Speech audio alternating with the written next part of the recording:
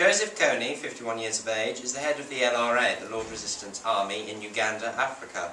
He is guilty of war crimes such as forcing child slaves to join an army. He kidnaps them from their African homes and forces them to kill their parents and mutilate their friends.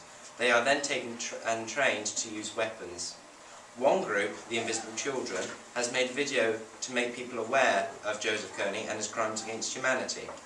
The US have decided to send troops into Uganda to help fight the LRA, thanks to the video that has gone viral. Do you think we as a country should step in and help?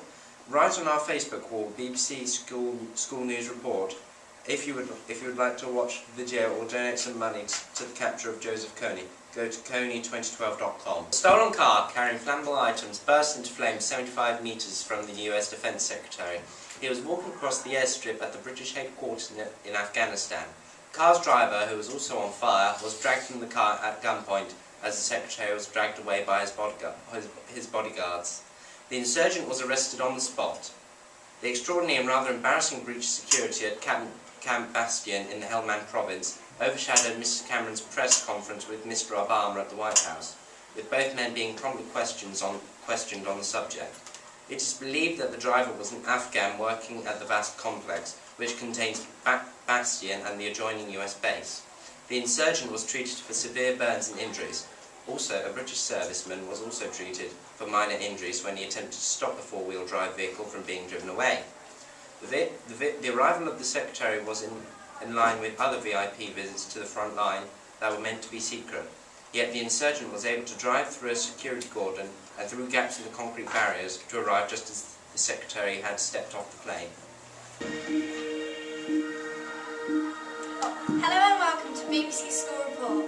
With the Olympics starting on the 27th of July, there is still a big debate about whether the cost to the public has actually been worth it.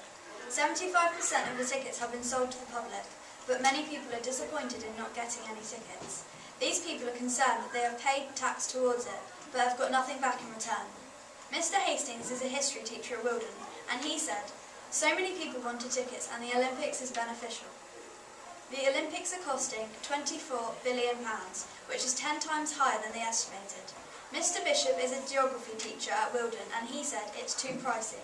Whereas on the other hand, Mr Smith is a technology teacher at Wilden, and he said, "I'm really looking forward to the Olympics, and I think that the money will be made when tourists come to watch the Olympics." Let us know what you think.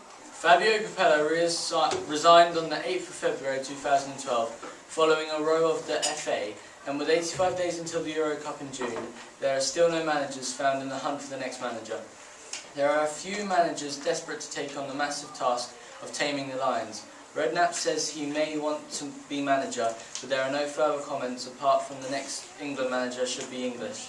There are 4 men considering the job: Arsene Wenger, David Moyes, Redknapp and Nigel Adkins, but it's still not clear who is favourite for the England manager. 54% of people aged 13 to 14 think Harry Redknapp is the man for the job. 16% think Nigel Adkins. Our reporters found that the teams would like the new England manager to bring youth to the team. The players they would like are Leon Best, Andrew Sermon, Alex Chamberlain and Ross Barkley. They think this will help the team in the future and the Euros. Hello, our news report is going to be about teenage pregnancy. Teenage pregnancy is decreasing in the last year. We have spoke to a teenage girl who has considered using contraception, and she said, "I didn't ask my mum. I came home and she told me I was getting the implant. My mum is happy for me to do this. I spoke to my older sister for advice." We also asked teachers and pupils aged 12 to 16 to fill out a survey, asking about their different opinions on teenage pregnancy and abortion.